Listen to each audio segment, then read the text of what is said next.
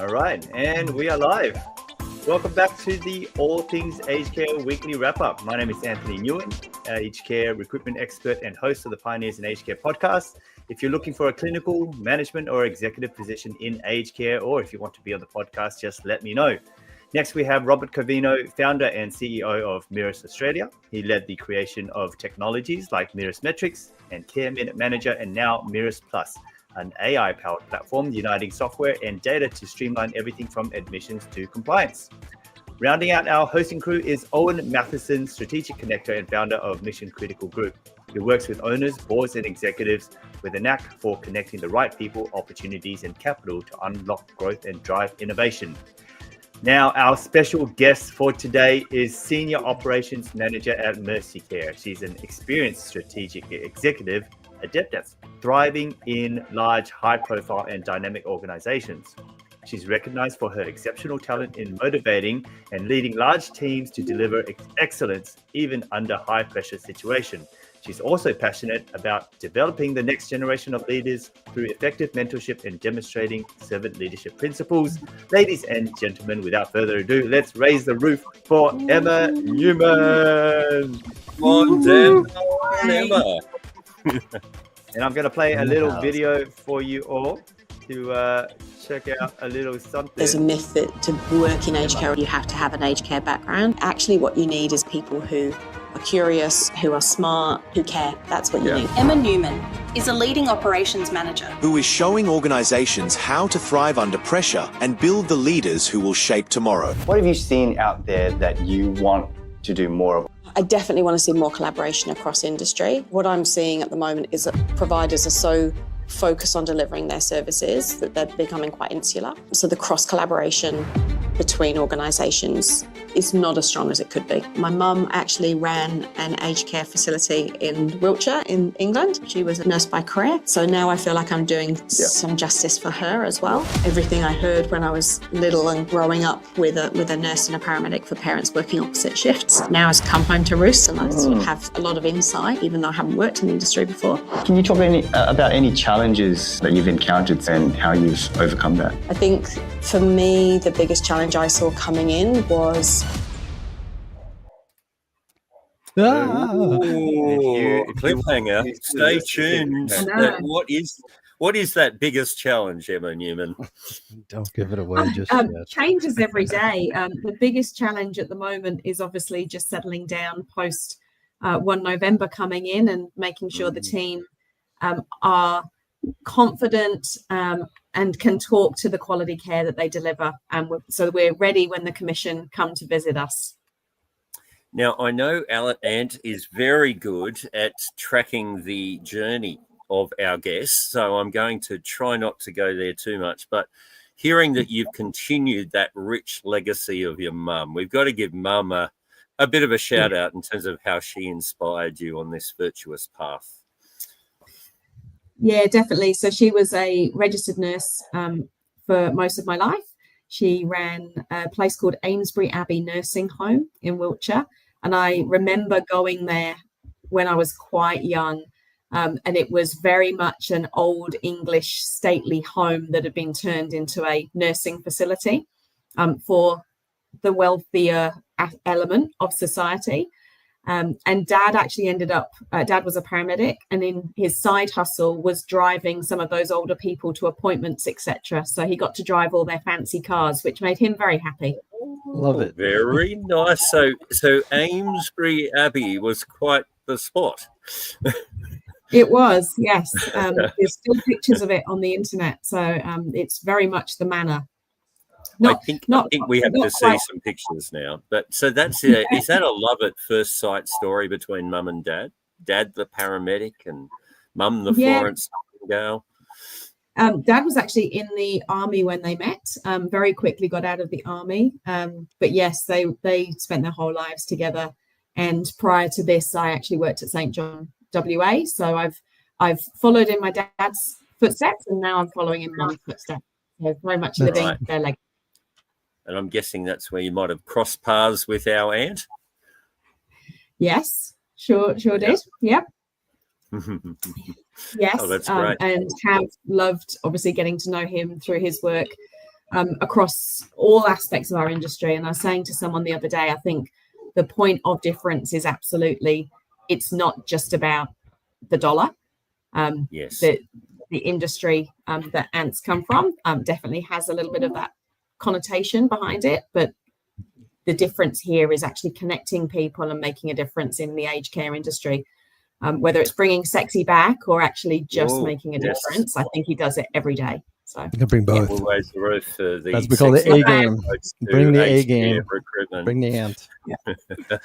No, that's such a cool story too, Emma, because I think I only tracked down a story about my grandparents where my grandfather was a doctor and came out to Newman and ran the hospital there for about 4 years during the war, and that's where my grandmother was a nurse, and in those days it was doctors had all the fun and had all the liquor and tobacco that was provided as part of the rations. But as I investigated more of his story, it was fascinating how much he was really leading the really early movements of the industrial relations, OH&S mindsets, really helping workers and laborers, look after themselves, their backs, all these elements. And it just felt like, my gosh, I didn't even know any of this before I got into the sector. But wow, it really connects you to like a deeper cause. Thinking this is different than just sort of,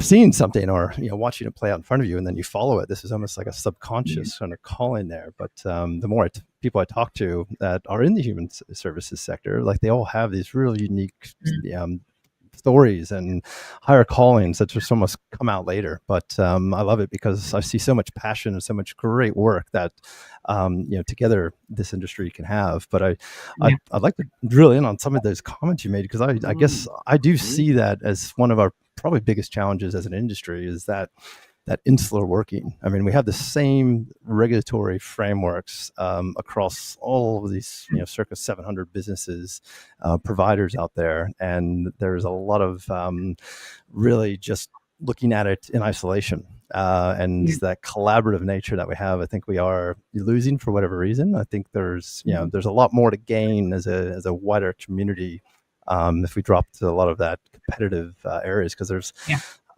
your occupancy, I know, is up there in WA and a lot of that across the country. So occupancy really isn't the issue anymore. It's more about sustainability. It's about working with better for really the outcome of our dearest residents and families that we care for.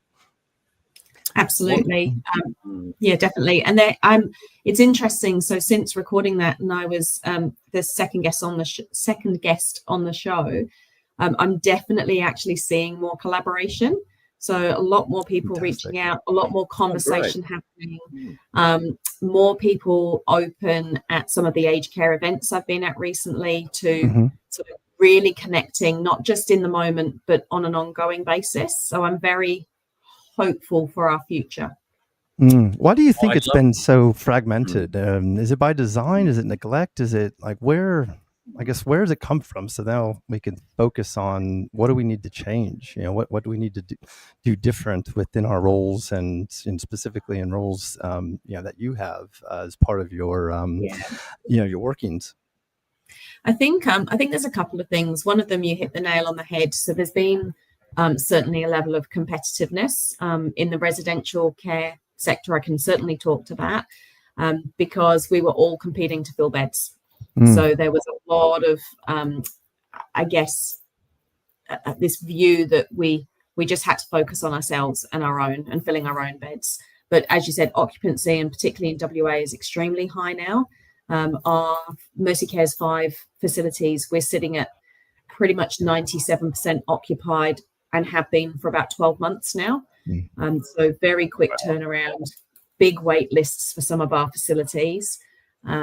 So that demand outstripping supply is having a benefit to the network in terms of it's reducing the competitiveness because beds are getting filled. We don't have to work so hard for that part of the business now.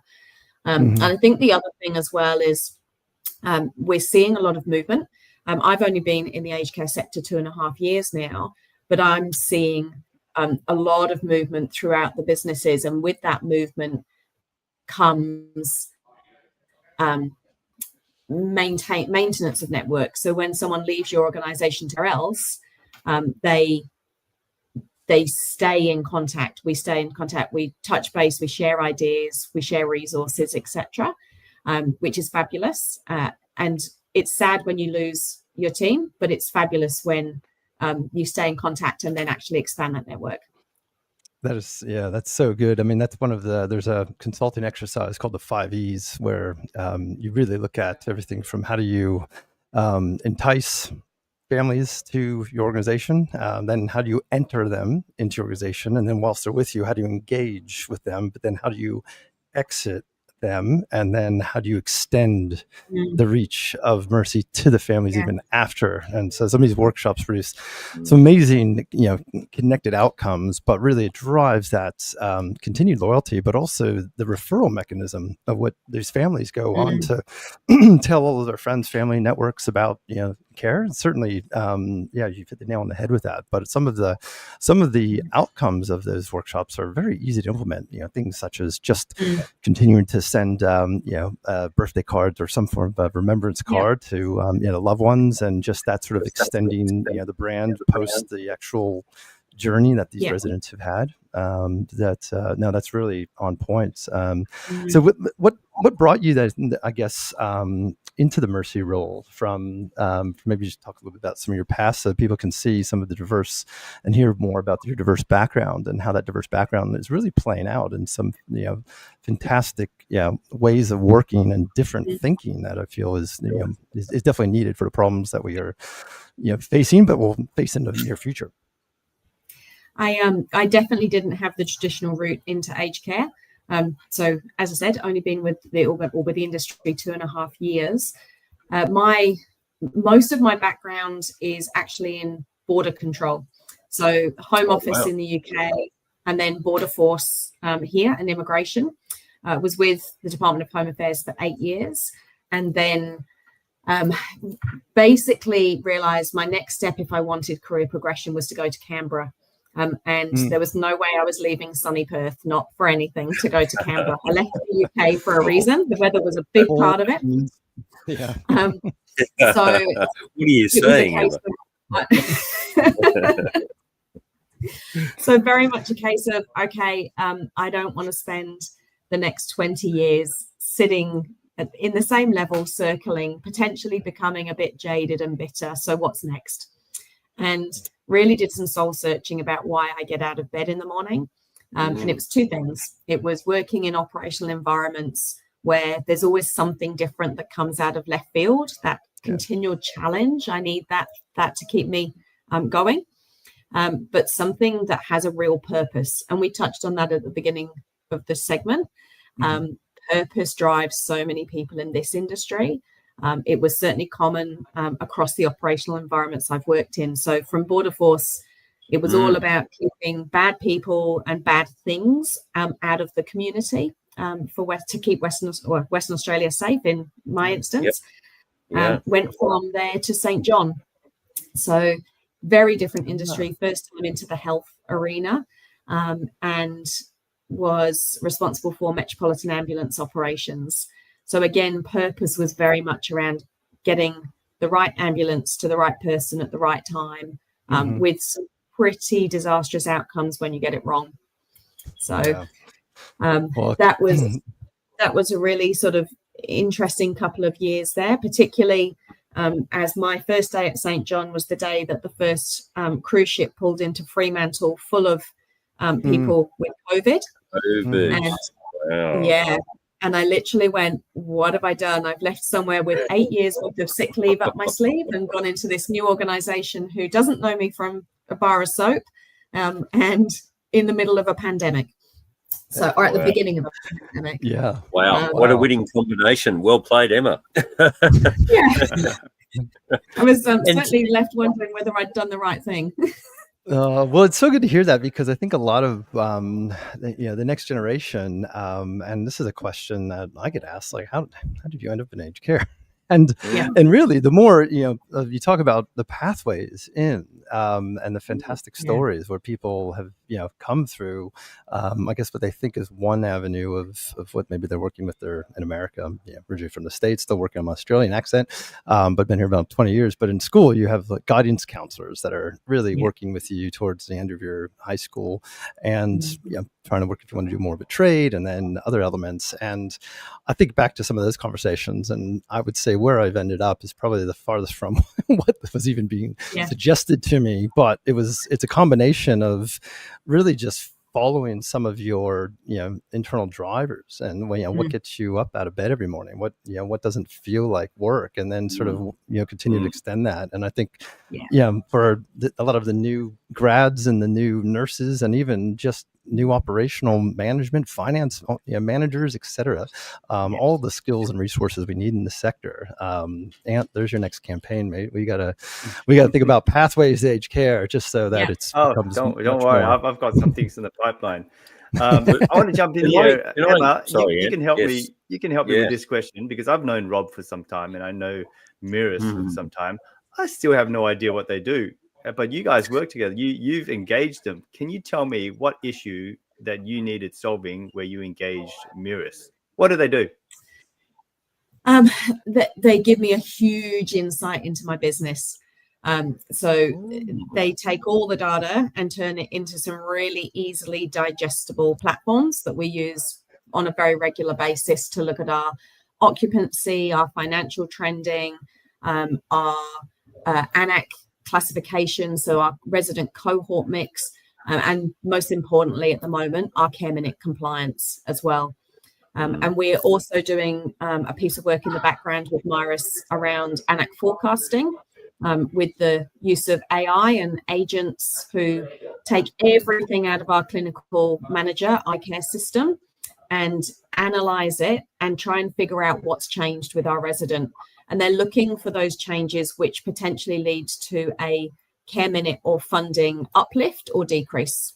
So trying to take some of that very manual, very intense workload from our smart clinicians, do all of that work in the background so that we just have to do a validation exercise to make sure we're giving our residents the right amount of care every single day.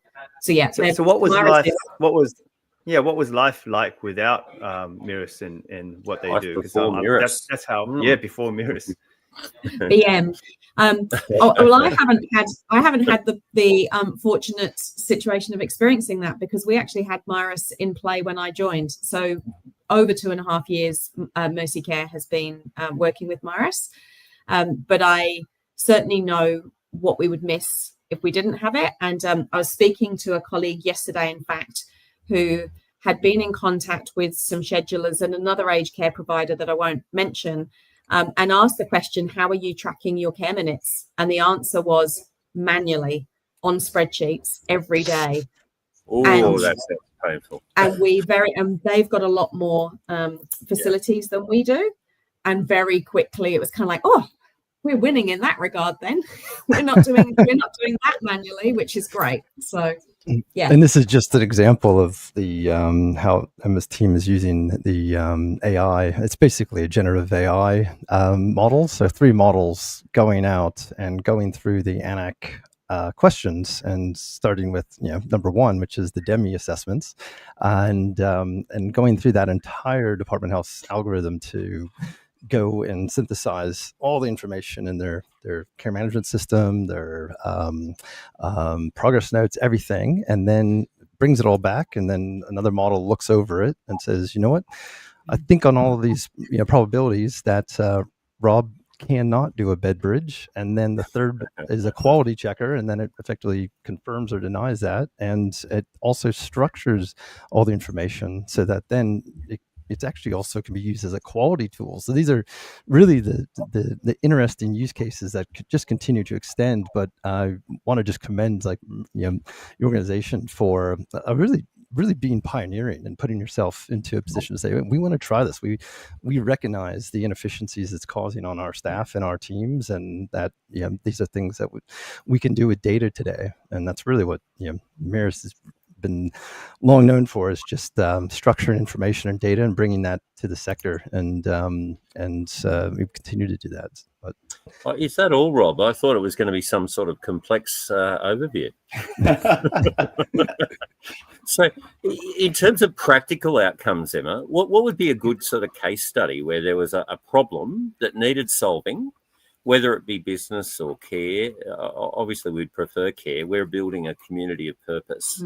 And also, maybe because you're such a big fan of the interdependent ecosystem approach, have you been able to collaborate with other partners around that as well? I'm really interested to see your thinking in action. That's a tricky one.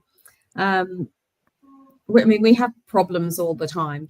Yes. It's very much around what are the solutions we come up with to fix it, and how can we leverage from technology, from previous work, so we're not reinventing the wheel.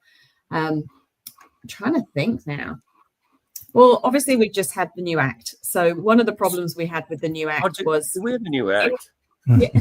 Emma's the first guest since the new Act, by the way. Why hasn't anyone told us about this? And the world you're breaking new ground. It didn't. Yeah. I know. It's on Monday. It sort of happened on Saturday, and we came back to work on Monday and carried on with life. So it's the delays to the Act were a bit of a problem we faced. Definitely, there was a lot of stop start. We had engaged project managers to come on board to help us prepare. So we sort of ramped up, ramped down. Probably one of our biggest issues was then keeping people engaged with the changes.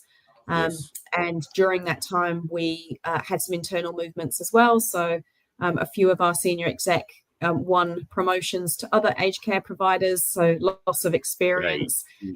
But with that came opportunity. So that's where I say we can look at everything like a problem, or we can look for the opportunity it presents. And the opportunity was the increased collaboration across network, because you've got those connections. You get to learn, well, what are you doing? What is your best practice?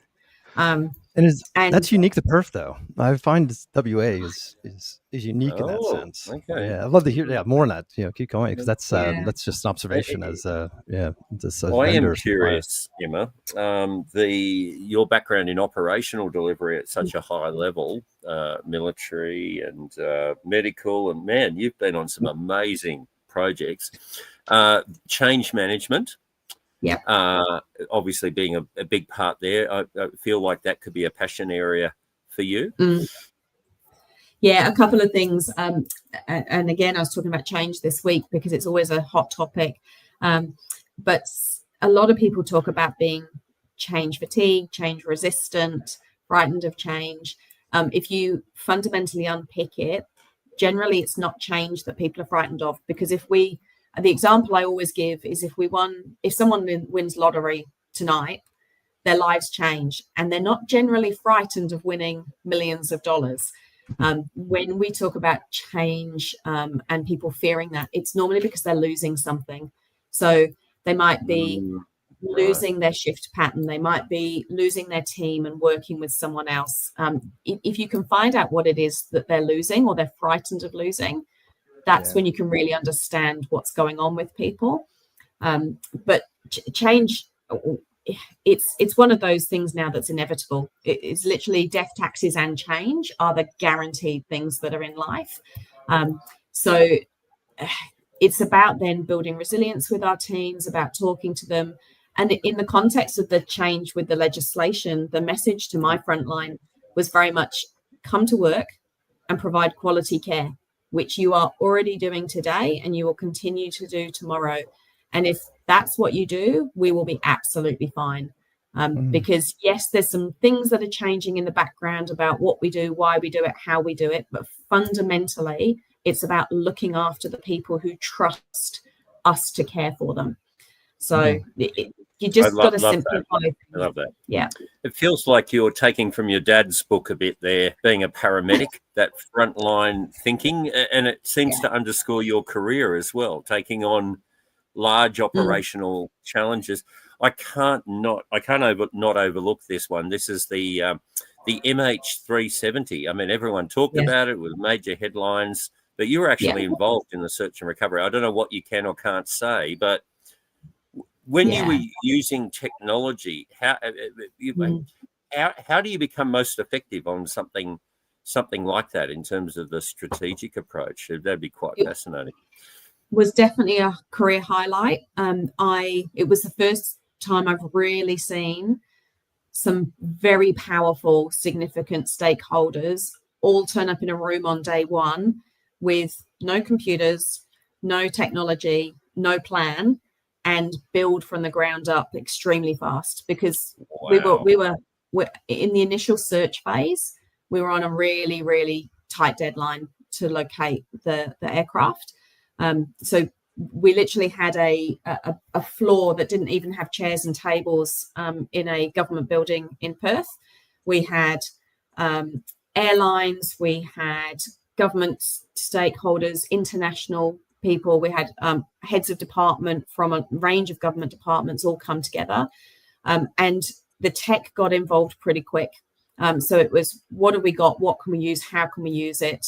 And as we turned from search to turned from rescue to recovery mode, and when we was obviously it was known there would be no survivors if the aircraft had gone down into water, it was then very much around working with partners who had the best capability. So we worked particularly close with a company called Fugro. They're an international company, and they had submersibles going backwards and forwards, looking at the bottom of the ocean during some very extraordinary weather conditions out at sea, trying to find trace of that aircraft. So it was definitely a career highlight, very powerful experience. I remain very confident that the aircraft will be located.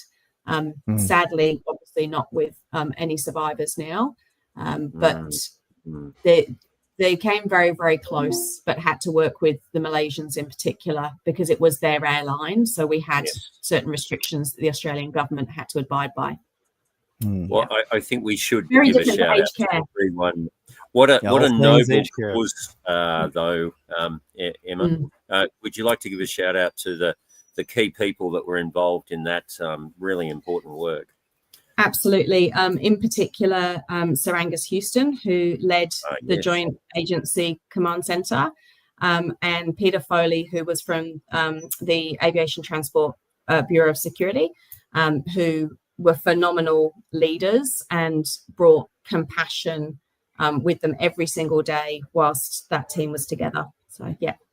Well, that's impressive. We are going to raise the roof for Sir Angus Houston and Peter Foley for great leadership.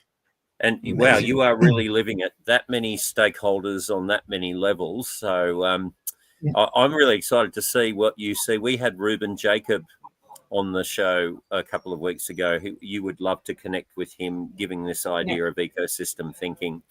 We're really keen to encourage a community of purpose, and they really took on from the early days that there were concepts, but how do we engage with the providers and have the research and develop turn into commercialization? You know, and who are the stakeholders that can take ownership of that, saying that's a real problem that's going to move the needle in our operational environment? Do you have any of those sort of R&D thoughts where you're kind of looking at the horizon and going, now that I've had exposure to this best of class thinking around 30,000 foot view of industry, what do you see as the big challenge now that we're putting our heads up a little bit after November 1? What do you think are going to be those big challenges that are coming towards us? I think the industry needs 5 minutes to breathe and to settle, and just sort of recover from everything we've been preparing for. And I think particularly in the new year, with people coming back refreshed, will give some really fabulous opportunities. With a lot of people work really, really hard to deliver the business as usual at the same time as projects as well. We need to step away from that, and to do that, every provider needs to make sure they're financially sustainable. So if we've got our funding models right, if we're doing everything right in that space, if we are reducing agency use, etc., there's more money to spend on the R&D. There's more money to spend on the projects. We've got a project manager, fortunately. We've got project teams in Mercy Care. So we're now sort of very much pivoting away from 1 November Act to what's next, which is really exciting. A lot of it's still connected to quality care, but I would, again, still really like to see us diversify across industry and sort of go, okay, let's not just work in silo here because somebody else out there is doing the same thing as us. Let's not reinvent the wheel. Let's work together in partnership. That would be good. We've got a lot of meat on this bone to pick apart. I want to bring Kim Hunter into the conversation. Sure, Kim, please. You're backstage. If you're ready to come come on down, turn Kim. your camera on, and we'll bump you up to the main stage.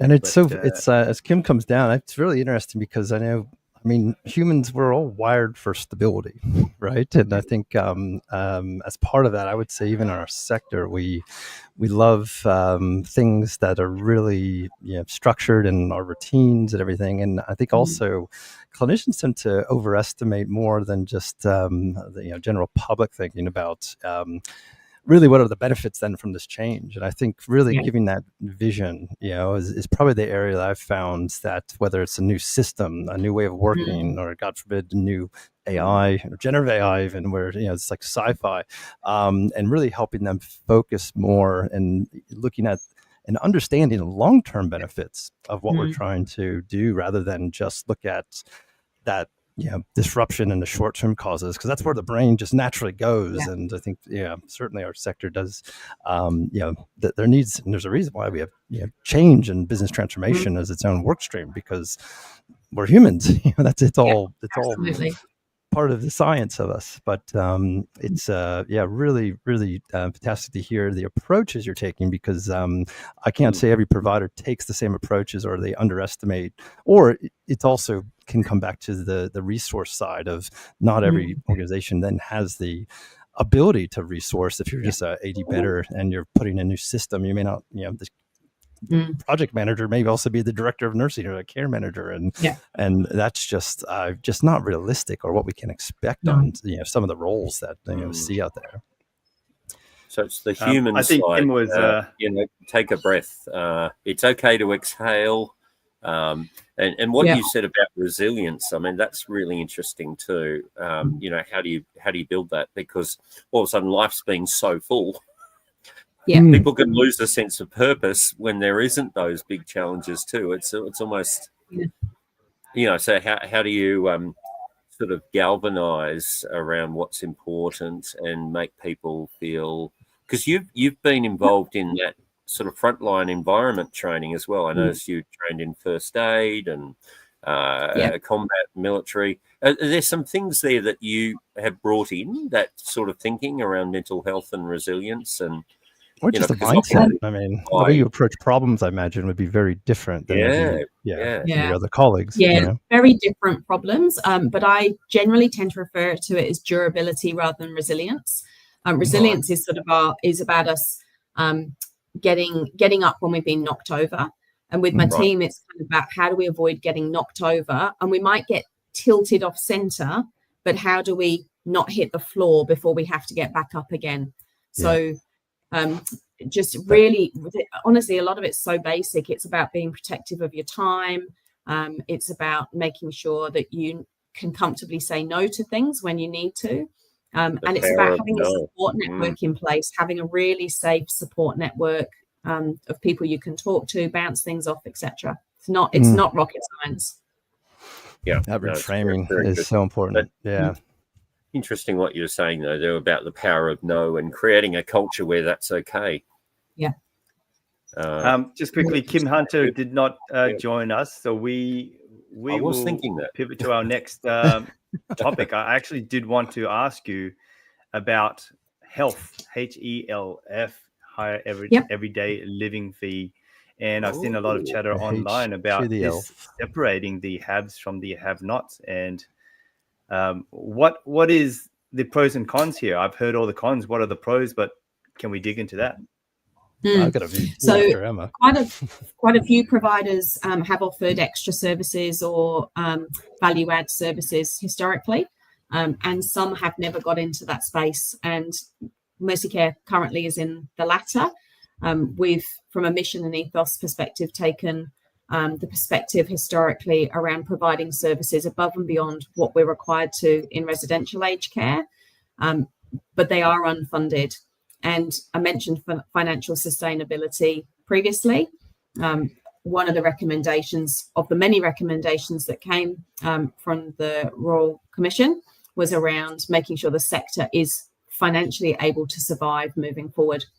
And for us, part of that is then around people who have the ability contributing more towards their care, and with it contributing towards those additional things that we aren't legislatively required to provide. So we've heard some fantastic presentations. I was at the Stuart Brown Finance Forum in Perth recently. Fabulous presentation. More than happy to share the slides from that with anybody who wants them. And it was quite simple. It was about the basic things that people will be happy to pay for. And generally, people are happy to pay for them. So if you think about, you go to you book yourself a hotel room, you can literally just book the accommodation, or you can book your breakfast, you can get your valet parking, you can get access to the spa or whatever it is. You can bundle those services on top. You're in charge, you choose. You know what you're going to pay. It's all really clear. So effectively, getting into that space where we start saying, if you want these extra things, it comes at a premium cost. We were, of course, going to make it affordable. There's been a lot of concern, as you mentioned, Anthony, in the industry around the haves and the have-nots. What does that mean for people that might not be able to afford them? For people that are supported by government, we will be definitely offering reduced fees to make sure that they can be one of the haves, but also being a bit more creative. So a lot of people go, I've got no idea what to buy mum for Christmas. She's in a residential aged care facility. She doesn't really need anything. She doesn't want anything. What do I buy mum? Well, maybe what you do is pay for a month's worth of things in a bundle that she wants. And that can be everything from trips to the hairdresser, fresh flowers to the room. It's access to streaming services on your TV. It's all the creature comforts we would have in our homes, but it's about us providing it to people who are living in a residential aged care facility. So that's it in a nutshell. There's some complexities there, which I'm sure some smart tech people can solve around having contracts in place, renewing contracts, actually how we track payments to make sure people have received the service they're paying for, etc. So there's some tech and logistics stuff in the background, but it's a quite simple complex that quite a few providers, as I said, have been doing for a while, but now it's supporting us to actually be sustainable into the future. So I see one of the complaints being, let's say, half of the residents getting everything they want, and then the other half watching those fortunate residents and feeling that, let's say, resentment. It could go all the way down to resentment. How do you guys navigate that then? And it will be hard. There'll definitely be some conversations, but the conversation is very much, you can have the service, but you need to enter into a contract with us. A bit like when you go to I won't name a hotel provider, but we all know the big ones. And there are people who are on club level, right up the top, and they've got access to all those facilities. And there's people who just booked a room and collect their towel and go and sit by the pool. But they don't particularly resent the people on the top floor. They might be a bit jealous, but if they want those services, they know they have to provide for them.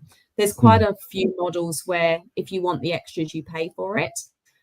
With Uber, you can get your basic Uber X, or you can get your different levels of Uber car. You pick, you're the consumer, but you know it comes at a cost. So it's just going to be a change in mindset with people coming into aged care around the fact that government can no longer afford to continue to fund everything. We want people to have a quality of life, but it comes at a cost, unfortunately. And we know with the boomers, there will be more older people in care than younger people paying taxes to pay for the care. So we have to start doing things differently, because otherwise future generations just won't be able to keep us accommodated when we're the ones in care. What would be the some of the, I guess, the challenges for that? Because I guess what we've experienced is probably management expectations of families when those packages, and it just transforms, I think, in a care PCW or anyone who's on the floor. They feel that it just changes a dynamic because now it's, there's an extra $30 a day on top. And that's putting aside like just the operational challenges. Like it's on a cruise ship where we have bracelets on and you can say, I've got the drinks package. Look at me. Fill me up. You really have to know intimately what every resident has and where they're at, because there's so much more flexibility as to when they can stop, you can start it. And then there's actually quite a bit of risk to set up a program and put the cost into enabling the health packages, but then the execution I find is like probably the biggest challenge as I see it. But I'd be keen to hear what you experienced with some of your first sites when you were rolling some of those programs out. Yeah, well, so we're sort of looking at it. Most providers in residential care now have some kind of hotel services or business manager kind of role that supports the facility manager. And a big part of their job will very much be around being involved in health moving forward. We already have circumstances where residents need to receive different things. So if we think about the context of food and drink, everybody is assessed for their level of food modification that they might require. So making sure the right person gets the right texture modified food every single time. We look at our systems, everything is live. We know who needs what. So it's not too far to stretch that concept to, does the person get alcohol with their dinner if they want it or not? Have they paid for it or not? It's going to be very much in that same space, I think, to be honest. Did you have to backpedal from, I guess, services that were already being delivered at some sites that you just weren't recovering? And that becomes almost a little bit of the norm, because that's the other feedback we get, is that they look at the value proposition and so of that, and they go, well, that's 25% of that's already happening because we just do it that way as our standard, or maybe it's a localized director of nursing or facility manager that just has is more of a hospitality lens than maybe another site does, and those are some of the nuances there. But was that also part of what was experienced in those journeys? Because we get a lot of questions about health, and everyone wants the revenue streams, but to really do it properly, it is it's a pretty big undertaking, and it's a cultural change too. And I think that's why for the providers who haven't done it historically, it's quite a stumbling block. Everyone's nervous about making the change. They're nervous about how residents are going to respond to being told they need to pay extra for things they had for free yesterday. Nervous about uptake, etc. And the advice very much from those who are already doing it or those who are advocating for it is start small, start simple.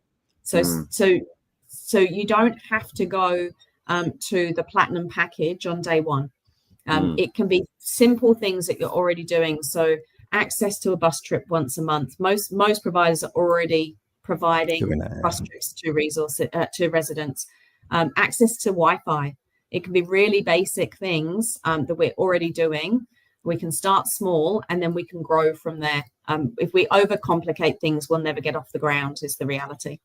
I think there's some really good practical measures there. Emma, I wanted to ask you, you attended a recent forum with CEDA, and you've got an WA aged care minister, Simone McGurk. What's top of mind for her? Because obviously we haven't given her airtime before. That's the WA aged care industry. Because you've got such high occupancy, obviously you've got other focuses. Good problem to have. So then where do you focus elsewhere? The message came through really loud and clear from her around the fact that there's recognition we cannot build the number of beds required by 2030 or beyond fast enough. So as an industry, with our partners, and the commission were there as well. So government, commission and industry, we've got to work in partnership. We have to be creative. We've got to be smarter. We can't keep going the way we are. In the future, whilst occupancy is high now, the anticipated future model is the people coming into care will either be living with dementia or are potentially on a palliative pathway, so may not be with us for as long. So it will be less the people who come into care for years and years, who are mobile, have capacity, etc. A very different cohort of residents in the future. So that conversation now about being in partnership with village management, with independent living units, the support at home model, making sure people can age in place. We really have to get on that bus and go on that journey. There was a strong message that providers that are not starting to think about what's coming in 10 years' time will really struggle to keep up. But the takeaway very much from me from that Cedar event was how we're all in it together. There's historical sort of them and us between, whether it's government and the sector, whether it's between the commission and the sector. The message coming out of Cedar was very different and so refreshing.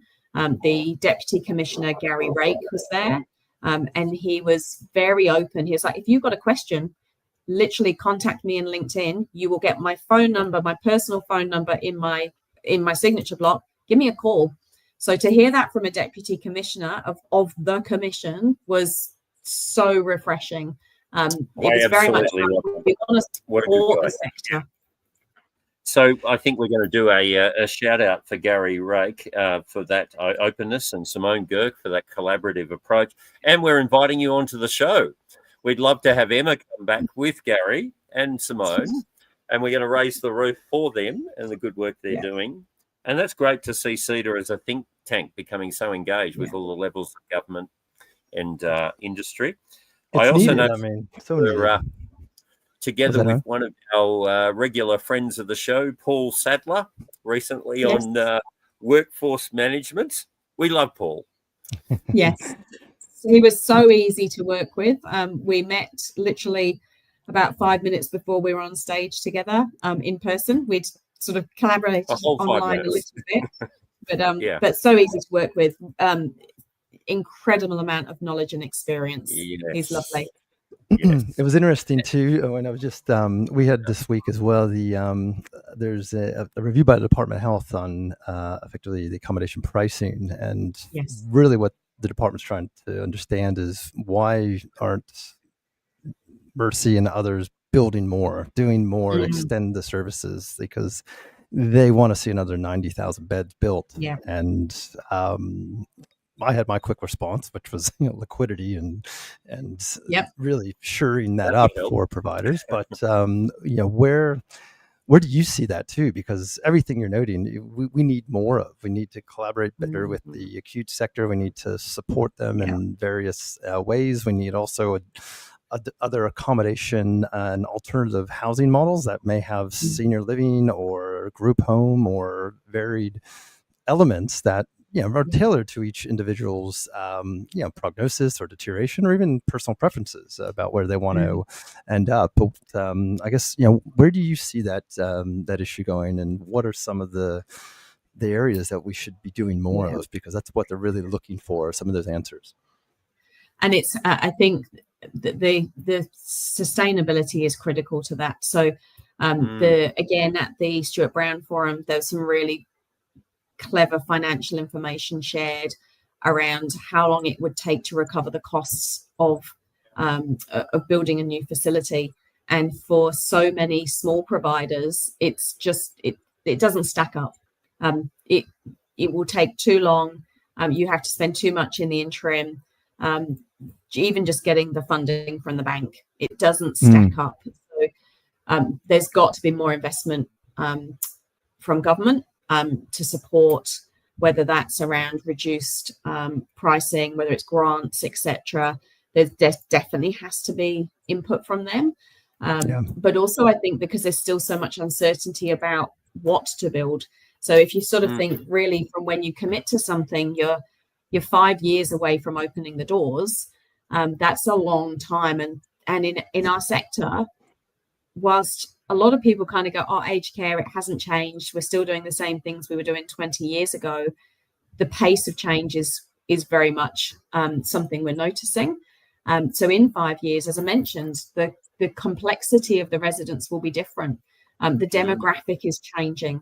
The amount people can co-contribute is changing. And at the moment, I think providers are still really struggling to understand what's going to be required. So then investing becomes very risky. In that vision, being able to even back up the assumptions, because I know even in my short time in the board, our biggest challenge was we were selling rooms at the right price. We just weren't able to collect the capital because there's really no stick or anything you can bring outside of what once you admit them. And that was really something hard to go back to your financial assumptions and say, well, we thought we'd have an extra 15 million in. Until we get it, we're paying mezz financing sort of levels of debt, and that's not the place you want to be with this. With your operations. Not sustainable at spot all. On. No. Hey, we've got Michael Harders backstage. I'm adding him on. I don't know if he realized he was going to jump on, but I know the guy. There. I think he'd be fine with. Come on down, Michael. Raising the roof for Michael. Come on, turn the camera back on. Bring it home strong with Michael Harders. Hi, Michael. We'll give him some time to brush his hair. I'll don't be shy, Mike. Back once he's get a quick shave and clone. Yeah. I think you gave him too many Mai Tais. Yeah. The bar was open, and it is the Grant Thornton course. It is Friday. Just in case he doesn't come on, what is your win for the week, Emma? And what are you looking forward to? You said everyone needs to take 5 minutes to let the new Aged Care Act settle. How long will it take till everyone's got their feet under them and ready to tackle the new area of aged care? I think for those of us in residential, it will be quicker than those particularly in the home care space. I think the home care teams have still got a little bit of work to do. They had a huge amount of one-to-one work to do with their clients around new contracts, etc. So providers are still sort of hurting a little bit in that side of the business. Win for the week would be bringing my team together yesterday to talk about our operational actions that we're committed to between now and the end of this financial year, and a very positive group of people who are passionate about change. So despite everything, they're not change fatigued. They want to continuously improve. I'm very much, as you know, all about my team. They are a fantastic group of humans. So that's my win for the week. Simple but effective. Yeah. That's a great win. What about hobbies, Emma? I mean, we always hear about the professional journey of people, but is there anything people don't know? Bring your dog back on the camera. Emma Newman. That you would. Emma Newman has an awesome. Mostly the gym. So it's a safe place. You can tell us. Yes. I'm a bit of an addict in that space. I'm there 7 days a week. It's pretty much the only place where somebody else tells me what to do, which is lovely. Right. Bravely and fearlessly. Yeah, definitely. All right, we've got Michael. Michael is on. I'm going to unmute you. Hey, Michael. How are you? Oh, you're going to have to unmute. Oh, no. Oh, gone again. Technical difficulties. So I'm going to ask you your favourite routines, Emma. Are you a weightlifter? I'm always surprised what people are into when it comes to gym. There are different streams. Yeah, a bit of everything. Yeah, literally a bit of everything. So I do quite a few spin classes, but also quite a few weight classes as well. So it's, I think, can't go wrong. we've got to stay active, and certainly coming into this sector. Looking at things like re-enablement, strength and balance. None of us are getting younger. And if we don't invest now, it will be really hard to do that later. So, Is Tom Cruise in the background? He's around. Let me get him. Tom Cruise, come here. No. Tom Cruise. Emma's people have got to talk to his people. And she's only negotiated so many appearances. Does this Tom Cruise jump on the couch? We're going to win. There's Tom. Just wait till you see Brad Pitt. Tommy. Who's a happy boy? Well, for me, Emma, I love a bit of Pilates to change it up. You talked about balance. Yeah. What better than a yoga pose or a Pilates hold? Definitely. And actually surprisingly challenging. People think it's easy. It's not. Yep, until you I try. have a wife who was a Pilates instructor, and yes, I remember the first class I went to. I was like, "What is this? I'm dying! Get me out of here!" Rob, those springs can be unforgiving if you don't know what. Oh you're yeah, doing. they can. Perform I'm like, "What was that? Is that a ugly. muscle?" I think we've covered all there is to cover, and I'm going to hand it over to Owen to give us the old quote to play us out. But Emma, thank you so much for jumping on with us. What a wonderful story, Emma. I'm so glad to hear more. Raising the roof for Emma. Absolutely, Emma. And thank you Newman. all. Thank you. And don't forget, we're building a community of purpose here. And as Emma said, we're all about making a difference every day in a small way, whatever way we can. We're united in that effort of, and that's why we love saying all for one and one for all. All things aged care, baby. Yeah. Hell yeah. All right. Thanks, Thank guys. you again, Emma. Take care, please.